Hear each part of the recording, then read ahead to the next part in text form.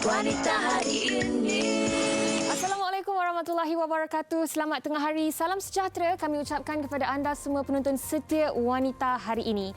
Untuk siaran 10 Jun 2021, hari ini hari Khamis, bertemankan saya Uyaina dan juga rakan tugas saya yang berada dalam talian sekarang ni, Fiza Sabjahan. Assalamualaikum. Hai Fiza, bertemu kembali kita hari ini.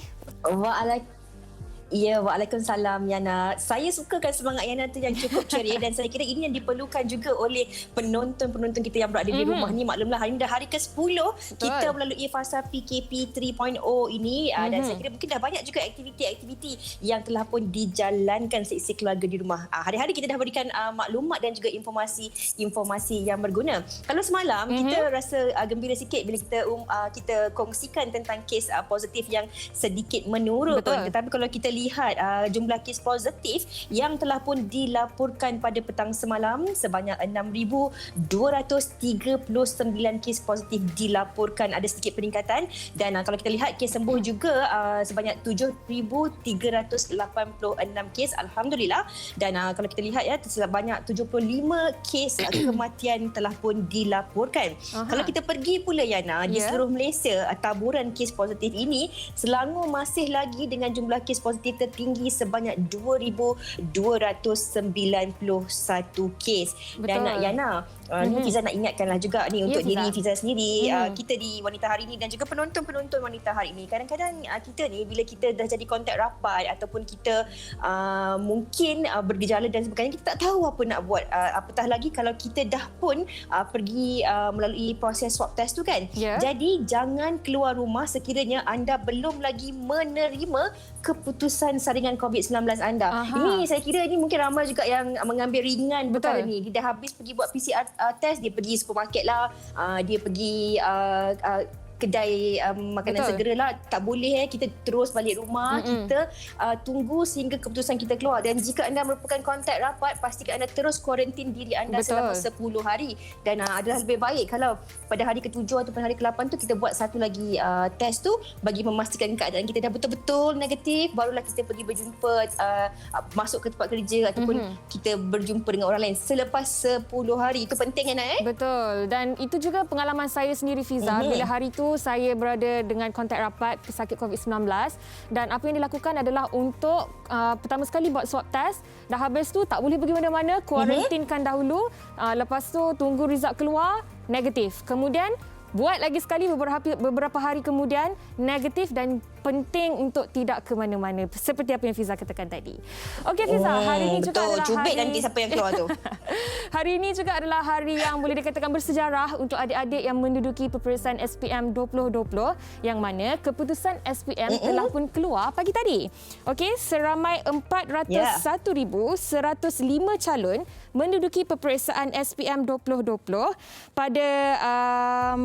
pada April dan Mac yang lalu, dan saya kirakan Fiza, hari ini adalah hari yang bermakna kerana keputusan Sijil Pelajaran Malaysia SPM 2020 mencatatkan pencapaian yang lebih baik dengan grade purata nasional GPA 4.80 berbanding 4.86 pada tahun 2019. Dan menurut Menteri Kanan Pendidikan Datuk Dr. Razzie Jidin berkata, pencapaian tersebut merupakan pencapaian terbaik SPM dalam tempoh 5 tahun. Jadi tahniah kepada adik-adik kita walaupun dalam kekangan yang ada, perlu belajar dari rumah, dalam talian, masih lagi boleh memberikan fokus mereka, membahagikan masa dan orang kata mendapat keputusan yang terbaik untuk SPM tahun ini. Baik. Alhamdulillah. Yana, saya juga nak pesan kepada ibu bapa Yana, ibu bapa yang anak-anak mereka dah pun mendapat keputusan ni, penjaga, peluk, belai, cium anak anda, ucapkan tahniah walau apa sahaja keputusan yang mereka terima. Ini kerana anak-anak yang mengambil peperiksaan di tahun 2020 ni, cabaran mereka lebih besar berbanding kita dahulu kan. Jadi apa sahaja keputusan mereka, cemerlang ataupun tidak, kita berikan pelukan, ucapkan tahniah di atas usaha mereka yang mengambil peperiksaan dalam norma baharu ini. Tahniah adik-adik semua. Tahniah sekali lagi adik-adik. Okey, baik Fiza, itu berkenaan dengan SPM. Ada sesuatu juga yang kami ingin kongsikan dan war-warkan kepada anda semua. Okey, ia berkaitan berkaitan dengan drama yang pernah menjadi satu fenomena dan perbualan ramai. Kami bawakan kepada penonton setia TV3, Love You Mr. Arrogant. Biarpun keangkuhan Irham menyakitkan hati, namun bagi Zara, cinta mulai terasa. Mampukah keangkuhan terlerai dengan bahagia? Gandingan hebat Zara Zia, Azli Khairi, Anzalna Nasir, Hanis Suraya, Saharul Rizwan dan ramai lagi. Nantikan Love You Mr. Arrogant mulai 10 Jun, Isnin hingga Khamis 10 malam hanya di TV3. Ya Fiza? Okey, Yana, itu tentang Love You Mr. Arrogant. Saya kira bagi penonton-penonton peminat setia siri di TV3 ni, mungkin malam tadi dah mula rasa macam geramnya cerita ni dah habis, akan bersambung di musim yang kedua.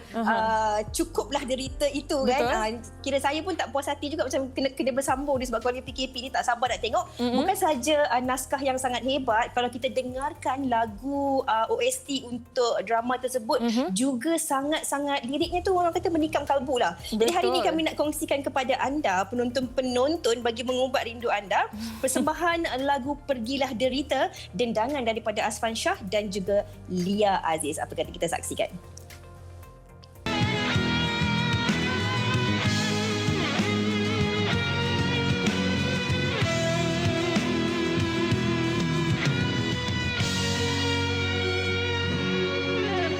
Saat kau beri cinta, kasih bersenda, ku dambang cinta pertama, hatimu terluka.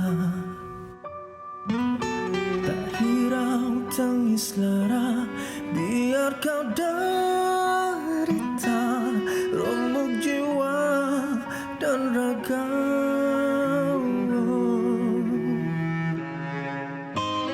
Andai dapat ku ubah takdir dan masa, takkan ku biar diriku terus derita. Bila cinta didusta, jiwa merana, hanya Tuhan yang tahu hatiku ini.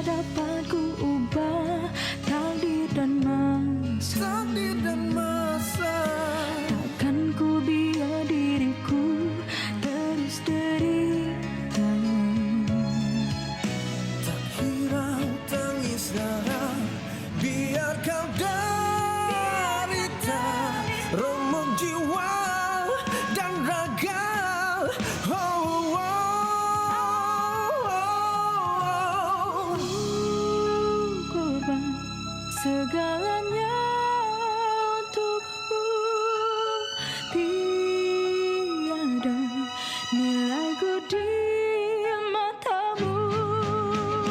Pergilah derita selamanya, tiada penggantimu sampai mati.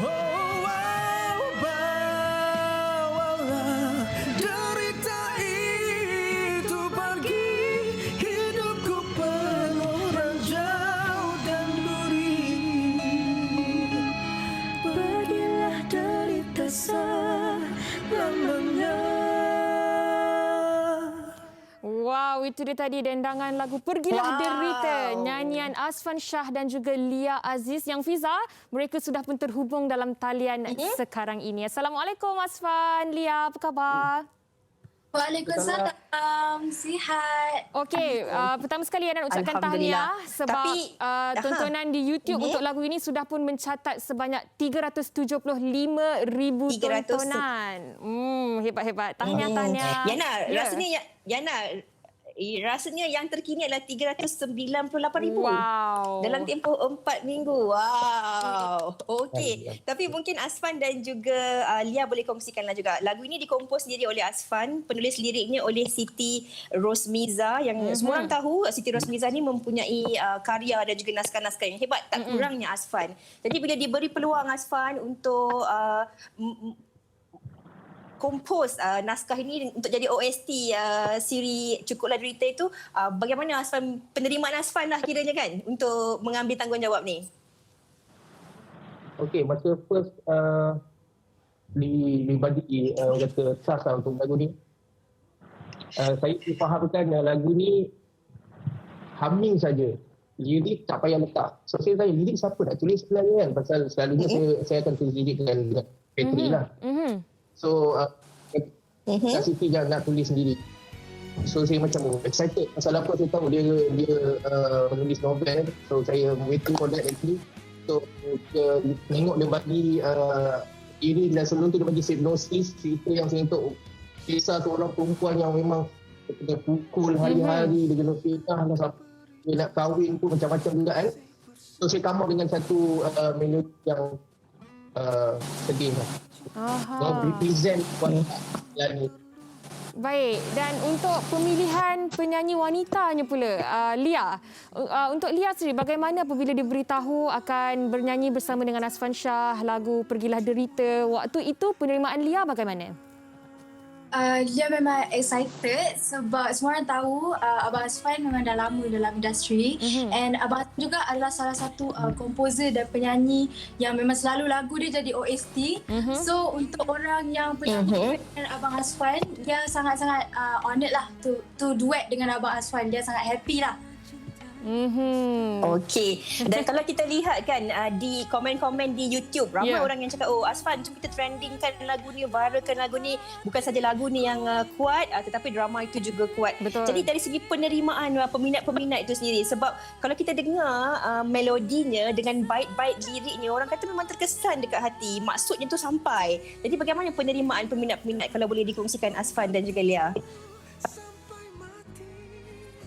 Okey, Lia peminat lah. Lia lah, dia bagi Lia dulu pasal dia baru dapat SPM ni kan.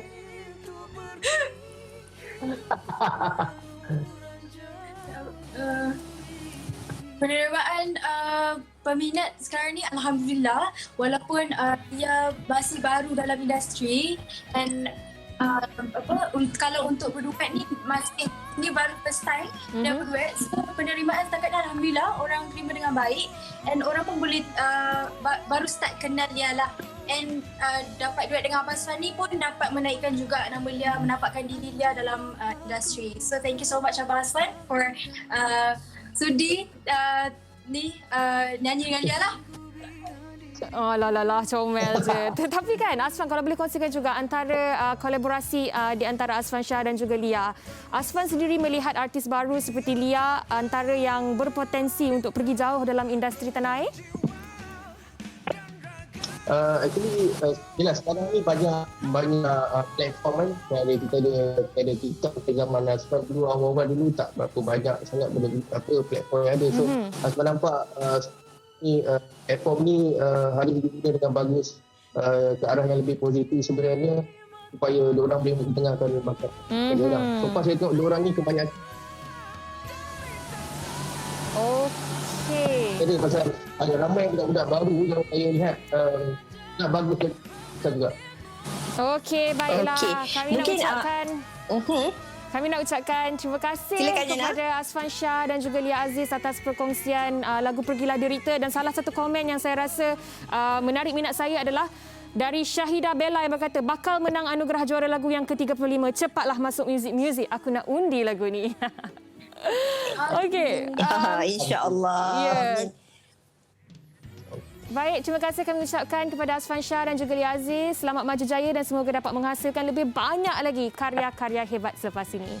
Stay safe, stay home. Assalamualaikum. InsyaAllah. Waalaikumsalam. Thank you. Thank you. Okey. Okey.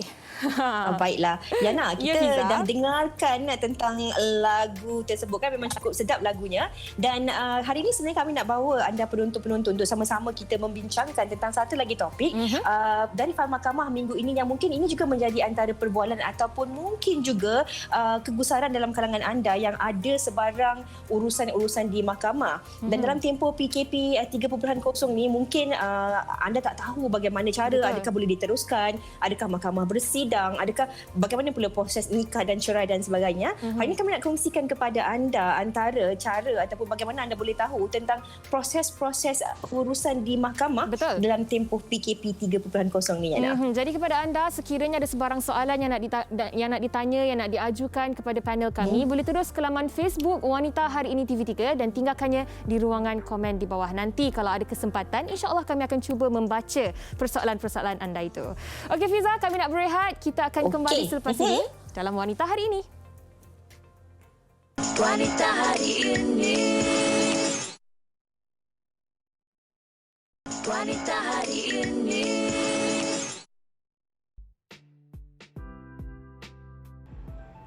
Baru-baru ini, kerajaan mengumumkan penutupan penuh sektor sosial dan ekonomi atau total lockdown fasa pertama di seluruh negara selama 14 hari bermula 1 Jun hingga 14 Jun depan. Kebanyakan sektor tidak dibenarkan beroperasi kecuali sektor ekonomi dan perkhidmatan perlu yang disenaraikan oleh Majlis Keselamatan Negara (MKN). Namun Badan Kehakiman mengumumkan operasi mahkamah di seluruh negara bagi prosiding tertentu tidak terjejas ekoran pelaksanaan sekatan pergerakan menyeluruh fasa pertama ini. Pertuduhan baharu, permohonan perintah reman dan permohonan perintah jenayah yang memerlukan kehadiran secara fizikal di mahkamah dapat berjalan seperti biasa. Tetapi semua perbicaraan dan pendengaran kes sivil dan jenayah secara kehadiran fizikal ke mahkamah ditangguhkan dan penetapan tarikh baharu akan dimaklumkan kemudian. Bagaimana urusan yang membabitkan mahkamah ini dilaksanakan? Urusan mahkamah semasa PKP ini adalah topik yang akan kita bincangkan pada hari ini. Bersama dengan kita dalam talian sekarang ni, Fiza, sudah pun terhubung. Kita bersama dengan Datuk Seri Amri Embong yang merupakan Peguam Bela dan juga Peguam Cara dan Peguam Syari'i. Assalamualaikum Datuk Seri, apa khabar? Waalaikumsalam, Jana. Terima kasih. Sihat, Alhamdulillah. Alhamdulillah. Datuk Seri, saya kira dalam tempoh PKP 3.0 ni kan, walaupun dalam tempoh PKP tetapi bagi kes-kes di mahkamah itu mungkin banyak juga persoalan dalam kalangan penonton-penonton kita yang ingin mereka ketahui. Dan sebagai pembuka tirai, Datuk Seri, kalau boleh kita kongsikan secara ringkasnya dahulu kepada penonton-penonton kita dalam tempoh PKP ini, bagaimana agaknya sebarang proses ataupun prosedur di mahkamah syariah maupun mahkamah sivil itu berlangsung sebenarnya, Datuk Seri? Okey, Fiza. Berkenaan dengan aturan ataupun SOP mahkamah semasa PKP ini, sebenarnya semasa tempoh lockdown bermula pada 1 Jun sehingga 14 Jun, peraturannya kita anggap agak ketatlah sebab kita menyahut seruan kerajaan untuk sama-sama menjaga SOP semasa tempoh lockdown ini. Baik. Tapi bagaimanapun, walaupun mahkamah ataupun urusan mahkamah ni tidak dianggap sebagai essential service, perkhidmatan utama semasa lockdown yang terbaru ini, tetapi terdapat sedikit kelonggaran untuk mahkamah teruskan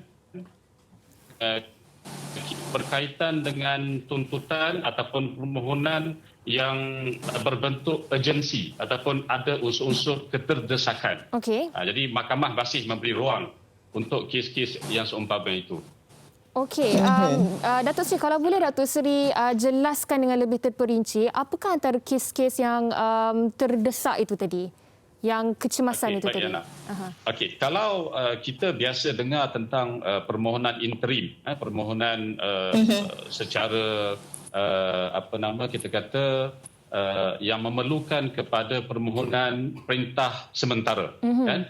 Ataupun kita biasa dengar tentang permohonan injangsi, permohonan tegahan. Okey, contoh yang boleh saya bagi biasanya kadang-kadang dalam kes yang melibatkan urusan pernikahan, perceraian, masalah kita kata hubungan suami isteri, antara ibu, ayah dan anak.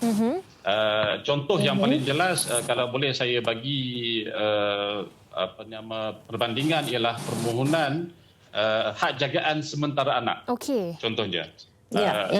Kalau salah satu pihak contohnya dilihat mempunyai motif ataupun mempunyai perancangan untuk melarikan anak contohnya, ataupun tidak memberikan kita kata kerjasama yang sepatutnya kepada pihak yang satu lagi untuk melaksanakan perintah ataupun hak lawatan dan seumpamanya, maka pihak yang teraniaya boleh membuat permohonan ke mahkamah, dan itu adalah dianggap kes yang mempunyai unsur-unsur keterdesakan.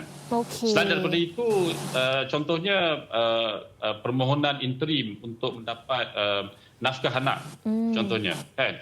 Jadi kalau kita kata mahkamah langsung tidak memberi peluang untuk pihak yang teraniaya untuk memohon ke mahkamah mendapat perintah sementara nafkah anak, macam mana anak tu nak meneruskan kelangsungan hidup? Betul. Kan tidak ada nafkah diperuntukkan. Jadi sebab itu mahkamah memberikan sedikit kelonggaran jika ada unsur-unsur keterdesakan. Datuk Seri, itu Datuk Seri kongsikan tentang bagaimana mahkamah boleh bersidang kalau ada kes-kes yang terdesak dan sebagainya. Tetapi bagaimana pula dengan kes-kes yang telah diberikan tarikh awal dan tarikh itu pula jatuh dalam tempoh PKP ini? Adakah perbicaraannya akan masih lagi boleh diteruskan ataupun akan ditunda? Bagaimana Datuk Seri? Okey, untuk menjawab soalan Fiza tu, mahkamah terlebih dahulu akan meneliti sama ada kes-kes yang telah dijadualkan itu, yang telah ditetapkan tarikh dan tarikhnya jatuh dalam tempoh SOP, dalam tempoh lockdown sekarang ini. Mahkamah akan meneliti terlebih dahulu sama ada kes tersebut adalah kes lama, yang memerlukan kepada tindakan segera mahkamah. Baik. Ataupun ada kes yang memerlukan kepada tindakan segera atas unsur-unsur keterdesakan tadi itu.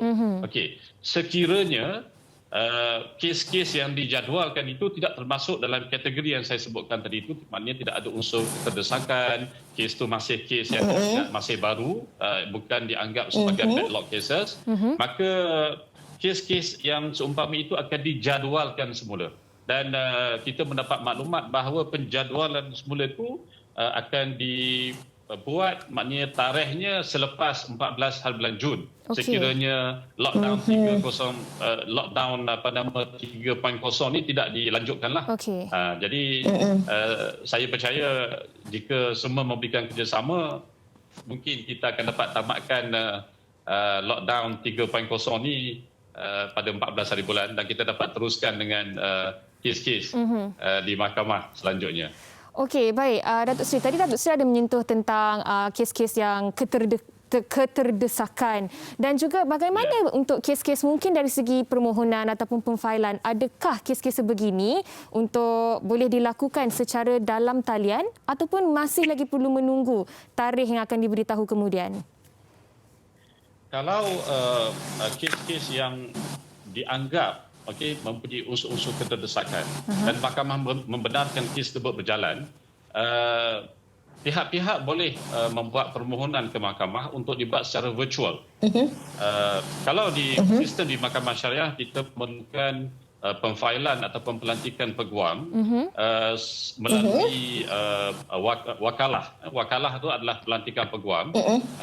Wakalah juga boleh dibuat secara virtual. Baik. Secara maya. Maknanya secara panggilan telefon ataupun video conference, yang mana wakalah tersebut dibacakan, dilafaz dan dibuat dengan pihak mahkamah di hadapan pendaftar.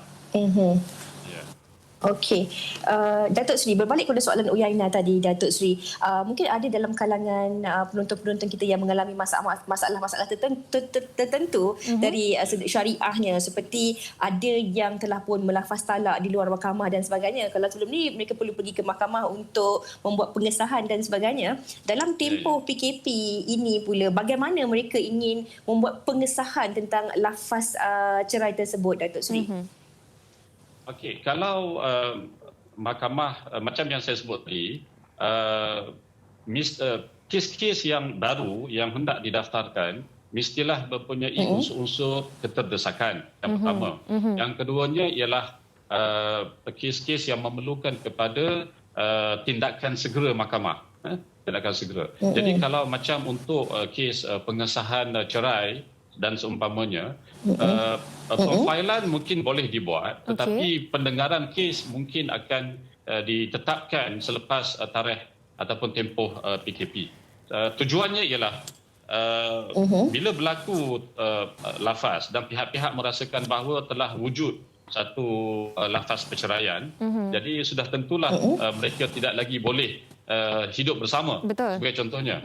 Dan apa yang perlu mereka buat ialah mereka failkan dahulu permohonan dan pihak-pihak diminta untuk berpisah buat sementara waktu sehingga mahkamah membuat keputusan berkenaan dengan lafaz tersebut.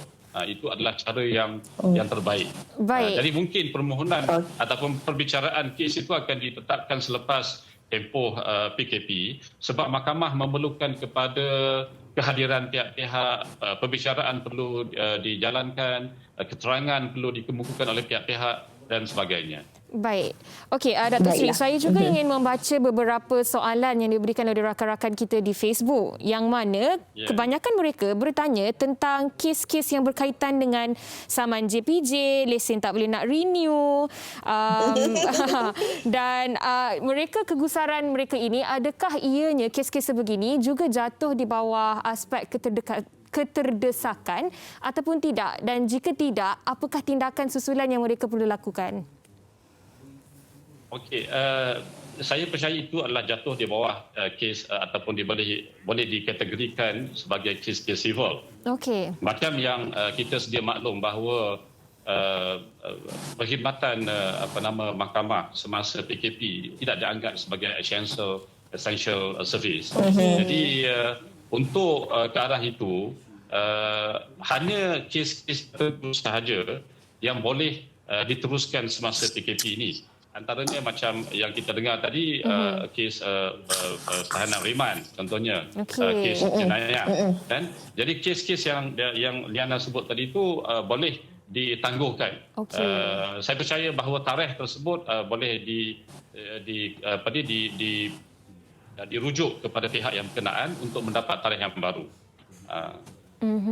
Okey, Datuk Seri, saya kira ini antara satu lagi soalan yang cukup popular dalam kalangan masyarakat dan juga penonton kita. Maklumlah bagi yang dah bertunang tahun lepas, pernikahan ditunda dan sebagainya. Ada yang baru jumpa jodoh tahun ni, nak sangat bernikah dan sebagainya. Tiba-tiba PKP 3.0 pula kan, tak sabar. Jadi bagaimana sebenarnya kalau kita nak tahu, sebab kadang-kadang ni bila kita pergi rujuk di laman sesawang kadang kita kurang faham. Tapi kalau boleh Datuk Seri kongsikan, perjelaskan dengan lebih mudah lagi kepada penonton-penonton kita, apakah SOP untuk pernikahan yang perlu kita fahami dalam tempoh PKP 3.0 ini, Datuk Seri? Okey. Yang paling jelas dan paling utama ialah kebenaran mesti diperolehi terlebih dahulu daripada pejabat agama. Okey. Jadi kita percaya bukan semasa PKP saja. Kalau bukan semasa PKP pun, kadang-kadang ada yang menjalankan upacara pernikahan tanpa mendapat kebenaran daripada pihak berkuasa. Itu adalah satu kesalahan. Itu yang paling utama. Tidak kira sama ada PKP atau tidak PKP, kebenaran daripada pihak berkuasa agama mesti diperolehi terlebih dahulu. Bermakna sekarang ni sudah ada permohonan secara online yang boleh dibuat untuk memohon kebenaran berkahwin. Maknanya dulu kita isi secara manual, ada borang tertentu dan kita submit kepada pejabat agama kan. Sekarang ni boleh dibuat secara online. Jadi tak timbul isu yang kehadiran fizikal itu diperlukan. Okey, berbalik kepada isu bila mana kebenaran tersebut diperolehi. Okey, semasa PKP pejabat agama meluluskan mahkamah pejabat agama membenarkan perkahwinan yang dipohon. Okey, perkahwinan ini hanya boleh dijalankan, hanya boleh dijalankan di pejabat ataupun jabatan agama. Okey. Jadi tak boleh dilaksanakan selain daripada di tempat yang dinyatakan. Maknanya sama ada di pejabat agama ataupun di jabatan agama yang berkenaan. Baik. Okey. Dengar ya penonton, jangan cuba-cuba. Kenapa Fiza? Jangan Fiza cuba-cuba, nak pasal Fiza. Nanti akan dianggap melakukan satu kesalahan. Okey, baik. Jadi mesti dengan jangan cuba. kebenaran. Ikut SOP. Ikut SOP. Mesti Okey. dengan kebenaran daripada pejabat agama ataupun jabatan agama masing-masing. Fiza macam bagi kita Jadi tak hint je ada- tu Datuk Seri. Itulah tu, kita menunggu. Kita menunggu. Jangan Okey. jangan bukan Yana. Bukan Fiza Datuk Sri, Yana tu. Tak adalah. Okey, soalan seterusnya Datuk Sri. Yana, Ya. Yana ada satu lagi soalan. Mungkin Ya. selain daripada nikah cerai, kalau kita lihat bagi mereka yang mungkin melalui proses tuntutan fasah, tebus talak dan sebagainya, ada proses-proses tertentu yang perlu mereka lalui seperti hakam dan juga suh. Jadi adakah dalam tempoh PKP ini ada juga Datuk Sri proses-proses ini dijalankan secara virtual ataupun sebenarnya ia akan ditangguhkan mengikut masa yang akan ditetapkan Datuk Sri? Okey, dalam tempoh PKP, semua kes sebutan, semua kes pengurusan kes, semua kes yang melibatkan perbicaraan, semua kes yang melibatkan sesi suluh, semua kes yang melibatkan sesi majlis tahkim akan ditangguhkan. Baik. Sehingga penjadualan semula dibuat. Okey, tetapi sekiranya terdapat unsur-unsur yang saya sebutkan tadi itu, kes yang memerlukan kepada tindakan segera mahkamah, kes yang ada unsur-unsur keterdesakan, maka mahkamah boleh memberi ruang. Sama ada dibuat secara virtual ataupun kehadiran tertentu sahaja yang mahkamah benarkan. Kita kata special case lah. Sebab saya percaya bahawa kalau sistem di mahkamah, terutamanya mahkamah syariah, kita mendukung prinsip yang bahawa kita kata perkara yang terlarang tu dibolehkan ketika darurat. Ad-darurah tubihul mahzurat. Jadi itu pendekatan yang mahkamah syariah guna. Jadi kita tak menutup terus peluang ataupun ruang kepada pihak-pihak yang mempunyai masalah perundangan. Jadi kita menggunakan prinsip setiap perkara yang dilarang dibolehkan ketika darurat. Ad-darurah tubihul mahzurat. Baik. Jadi saya percaya mahkamah syariah masih berpegang dan mengutamakan prinsip itu untuk memberi keadilan kepada pihak-pihak. Okey, baik. Dan InsyaAllah. Datuk Seri, mungkin Datuk Seri boleh kongsikan juga bagi kes-kes yang mana tarikhnya telah pun ditangguhkan, bagi mereka yang berkenaan, bagaimana mereka nak membuat check up ataupun susulan daripada tarikh pindaan itu?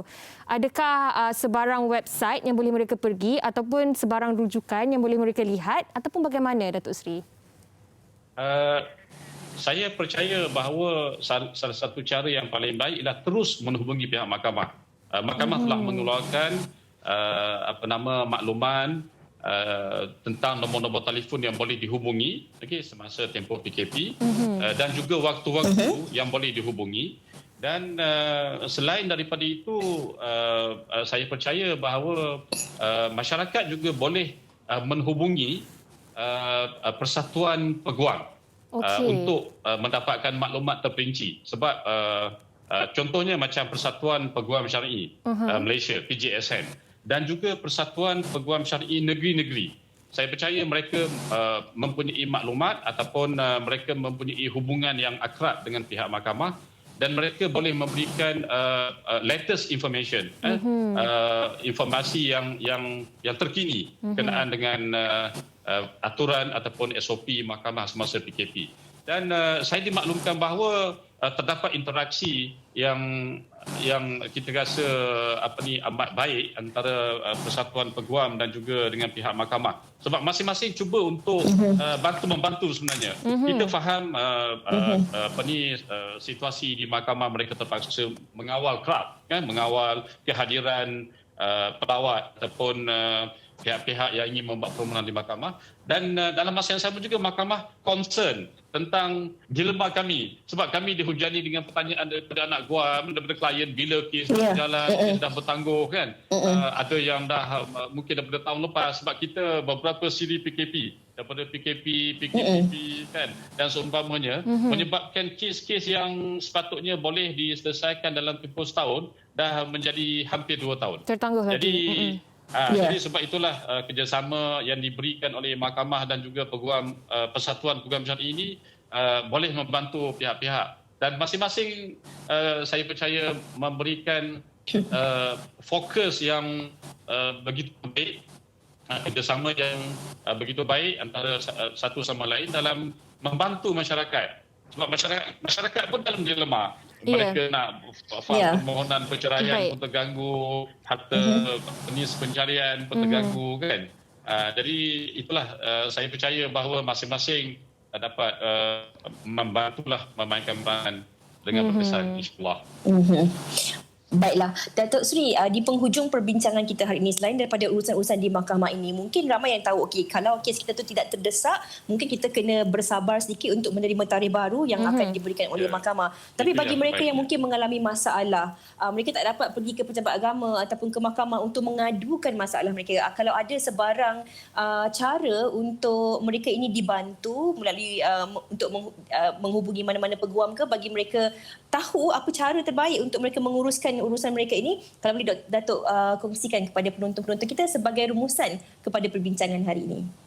Okey, kalau di negara kita, saya percaya bahawa kita mempunyai satu persatuan yang mempunyai maklumat berkenaan dengan peguam syar'i yang bertauliah dengan nombor tarikh masing-masing kan.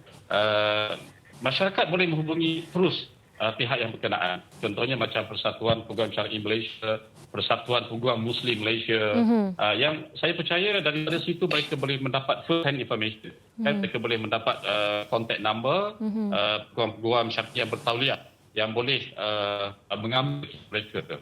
Sebab setiap negeri berbeza. Kadang-kadang ada peguam syar'i yang hanya boleh beramal di Kuala Lumpur, tapi tidak boleh beramal di Melaka.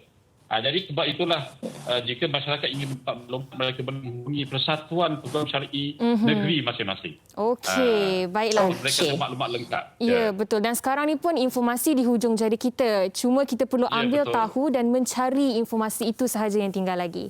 Baik, Datuk Seri, terima kasih banyak-banyak di atas perkongsian Datuk Seri Amli Embong tadi. Diharapkan sedikit sebanyak dapatlah menjawab kegusaran-kegusaran yang ada dalam kalangan masyarakat. Terima kasih Datuk Seri. Stay safe, stay home. InsyaAllah. Okey, insyaAllah. Terima kasih. Itu dia Yana. Ya.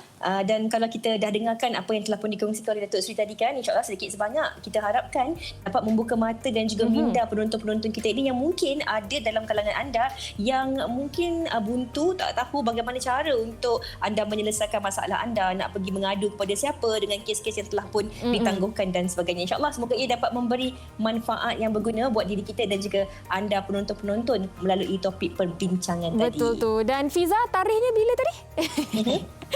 Gerah. Bukan Fiza sebenarnya. Tu yang dia selalu orang kata siapa yang berketuk tu dia lah kan yang tengok kan. Jadi saya rasa dia nak tu. Baik. Kita nak berehat seketika. Kita akan kembali selepas ini di Wanita Hari Ini. Wanita Hari Ini.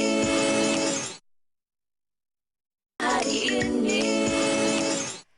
Hai, kembali bersama kami di Wanita Hari Ini, dan dalam segmen tajaan sekarang ini sudah pun terhubung dalam talian kita bersama dengan Encik Ahmad Iqbal Zulkifli yang merupakan pengasas Iba Perfume. Assalamualaikum. Waalaikumsalam. Apa khabar? Sihat. Encik Iqbal sihat? Alhamdulillah sihat. Okey, baik. Cik Iqbal, mungkin boleh kongsikan terlebih dahulu bagaimana boleh tercetusnya idea dan inspirasi untuk mengeluarkan jenama minyak wangi sendiri. Silakan. Assalamualaikum kepada semua penonton. Sebenarnya saya merupakan seorang pengumpul minyak wangi dan saya telah mengumpulkan lebih daripada 50 jenama antarabangsa yang setiap kali saya pergi ke luar negara lah. Banyak negara saya pergi, antaranya Jepun, Dubai, Shanghai, Singapura. Banyak negara yang saya pergi dan setiap kali saya balik, saya akan bawa pulang minyak wangi yang mana itu sebagai inspirasi saya untuk menghasilkan minyak wangi saya sendiri. Sehinggalah saya dapat mengumpulkan saya kira lebih daripada 50 sebenarnya, dan saya telah melaburkan lebih daripada RM40,000 untuk membeli jenama minyak wangi ni semua kan, sebab ada sebotol yang harga RM3,000, ada yang RM2,000, dan kita alhamdulillah untuk Iba Perfume kita menghasilkan minyak wangi yang dari buatan Europe yang custom, yang mana satu bauan yang tidak sama dengan yang lain. Satu-satunya bauan ini tidak sama di Asia. Mengapa saya kata begitu? Kerana kita mempunyai ACJ pendaftaran dan ini bukan mudah sebenarnya. Jadi tuan-puan boleh simpan nombor telefon dulu untuk WhatsApp sekejap lagi, iaitu 012-733-4444 ataupun ambil nombor telefon lah di skrin TV. Jadi begini, mengapa tuan-puan boleh memilih Iba Perfume? Saya yakin dan percaya bahawa ramai orang kita suka pada minyak wangi. Cuma kadang-kadang kita tidak tahu untuk memilih minyak wangi yang mana. Jadi untuk Iba Perfume, saya akan pastikan ianya tahan lama, boleh dibawa untuk ibadah, solat terutamanya, dan juga kita buat daripada Europe adalah custom. Dan untuk menghasilkan Iba Perfume ini, satu jenis bauan ini memerlukan lebih 200 campuran bahan. Dan kita buat hanya 2 bauan premium saja. Satu untuk lelaki dan juga satu untuk wanita. Berkaitan dengan harganya begini. Tuan-puan percaya pada saya bahawa saya juga banyak pergi ke luar negara dan saya teringat ketika saya berada di sebuah penginapan hotel antara yang termahal di dunia, di Dubai Atlantis. Di situ saya menginap dan selama 9 hari. Jadi di situ saya lihat ada satu butik yang kecil menjual minyak wangi yang sebesar ini saja berharga RM4,000. Di situ saya belajar dan saya juga pernah berada di sebuah istana yang saya patut rahsiakanlah negaranya. Jadi di istana tersebut keluasannya 10 hektar meletakkan setiap penjuru minyak wangi. Jadi di situ saya kata ini tanggungjawab saya. Dan saya mengumpul minyak wangi sehingga lebih 50 jenama adalah satu tanggungjawab. Sehingga saya merasakan ini adalah karya yang saya akan kenang sehingga saya mati. Begitu saya katakan. Jadi tuan-puan, kalau nak boleh WhatsApp segera dengan harga 170, tuan-puan akan dapat satu kotak yang lelaki, satu kotak yang wanita berkandungan 50 ml untuk satu botol dan kotak juga cantik kan. Jadi EDP dan saya akan berikan hadiah kotak ini dan kepada 50 orang terawal yang buat pembayaran WhatsApp sekarang, bagi tahu nak berapa set kan, akan dapat beg yang sangat cantik ini. Saya berikan sebagai hadiah kepada yang buat pembayaran. Jadi WhatsApp saja, jangan call. Ambil gambar di skrin TV, poster yang tertera dan terus WhatsApp saja. Kalau mungkin tak sempat salin. Okey, ambil gambar sekarang dan terus WhatsApp saja dengan harga 170 termasuk penghantaran ke Sabah Sarawak. Tuan-puan akan dapat satu minyak wangi yang lelaki berwarna biru dan satu untuk wanita. Tapi saya sendiri suka pakai yang wanita juga. Saya suka campurkanlah. Jadi tidak perlu risau sama ada ini untuk wanita, untuk lelaki, boleh saja. Dan kepada yang follow Instagram saya juga, jangan lupa saya akan berikan hadiah gelang emas lah. Nanti insyaAllah lah. Hari tu saya ada bagi cincin emas. Jadi untuk kali ini saya akan berikan hadiah emas. Mungkinlah bukan yang ini, tapi mungkin bajet dalam RM500-600 saja. Tapi saya akan berikan betul-betul lah. Jadi ini kali pertama saya bersiaran di Wanita hari ini. Dan mungkin saya agak sukar lagi untuk bersiaran di sini. Jadi kita juga tidak mempunyai ejen dan juga stokis kerana ingin menjaga premium sebuah produk. Dan untuk menghasilkan ini bukan senang. Perlu diimport daripada Europe. Kenapa Europe? Europe adalah jenama utama yang mengeluarkan minyak wangi antarabangsa yang paling terkenal dan paling mahal. Jadi saya buat ini khas untuk dibawa di Malaysia dari saya sendiri. Dan sepatutnya saya sekarang belajar di France selama 3 bulan. Belajar tentang minyak wangi saja, tapi kerana COVID agak terkilalah. Tapi begini, mengapa saya begitu inspirasi dan begitu nak tuan-puan merasa, sebab ini satu karya yang agak sukar sehingga saya memilih kilang sehingga 20 kali bertukar kilang untuk mencari ini kilang yang layak, sehinggalah akhirnya saya kata oh ini bauan yang tidak pening, tidak hapak dan tahan lama. Cuba tuan-puan kalau beli, cuba jangan basuh pakaian dalam masa 2 hari dan cuba rasa sendiri. Bagi orang yang sudah biasa pakai minyak wangi yang harga ribuan ringgit agak senang. Jadi untuk serasi dengan diri kita. Jadi tuan-puan, beg ini yang saya akan berikan hadiah akan diterima oleh 50 orang terawal saja. Dan stok kita juga hanya ada dalam 5,000 set sahaja yang akan habis dalam masa sehari secepat yang mungkin. Jadi tuan-puan, WhatsApp segera dan jangan lupa follow Instagram saya Ahmad Iqbal Zulkifli, ambil gambar di skrin TV. kita akan berikan hadiah kepada pembeli. Jadi follow Instagram juga dan beli, dan insya-Allah yang bertuah kita akan berikan hadiah.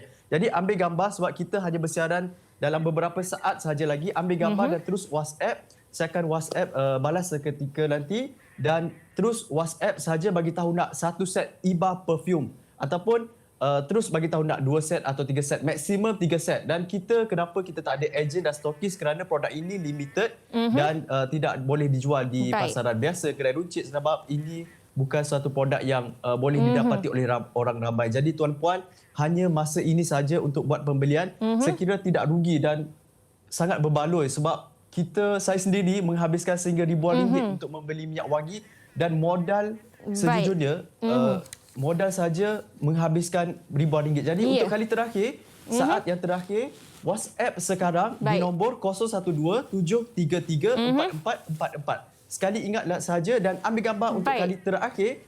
Kita akan bersiaran di siaran ini. Ambil gambar untuk kali terakhir dan WhatsApp. Jangan call, WhatsApp saja dan terus buat pembayaran segera. Jadi saya tunggu dan insya-Allah lah, kalau lambat balas sikit tu, harap bersabarlah sebab ramai sangat kan. Jadi 50 orang terawal saja yang akan dapat percuma beg ini. Maaf saya mencelah. Masa sangat-sangat mencemburui. Terima kasih banyak-banyak di atas perkongsian tadi dan selamat maju jaya untuk Encik Iqbal. Kepada anda semua, jangan ke mana-mana. Kita akan berehat seketika. Kita kembali selepas ini di Wanita Hari Ini. Wanita Hari Ini. Hari Ini.